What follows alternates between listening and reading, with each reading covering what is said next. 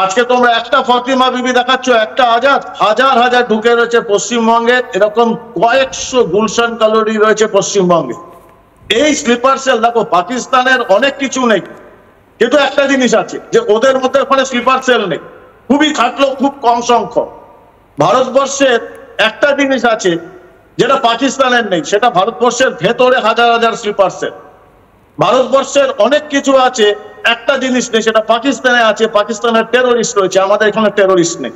এই যে পশ্চিমবঙ্গের মধ্যে যে হাজার হাজার স্লিপার সেল, যারা কিন্তু নমুনা দেখিয়েছে এই ওয়াকফ বিলের নাম করে সিদ্দিকুল্লাহ চৌধুরীর মতো লোক এক ইশারায় মুর্শিদাবাদ কলকাতাকে অচল করে দিয়েছিল, এবং দেখেছো 3 জনের প্রাণ গেছে। 355 ধারা 56 ধারা জারি না করলে পশ্চিমবঙ্গকে স্যানিটাইজ করা যাবে না।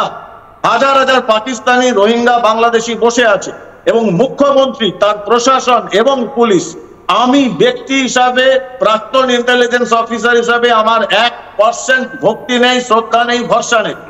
এই মুখ্যমন্ত্রী যখন বাংলাদেশ থেকে আল কায়দার জসিমউদ্দিন রহমানি তাকে আহ্বান জানায় খিলাফত শাসনে যোগদান করতে, 7 মাস ধরে একটা শব্দ বার করেনি। আমি বারবার তোমার চ্যানেল থেকে চ্যালেঞ্জ করেছিলাম, কারণ সে সাহস নেই, ওনার দায়বদ্ধতা সংবিধানে নেই, ওনার দায়বদ্ধতা পশ্চিমবঙ্গের নাগরিকদের জন্য নয়, ওনার দায়বদ্ধতা রয়েছে জসিমউদ্দিন রহমানির মতো মানুষদের জন্য।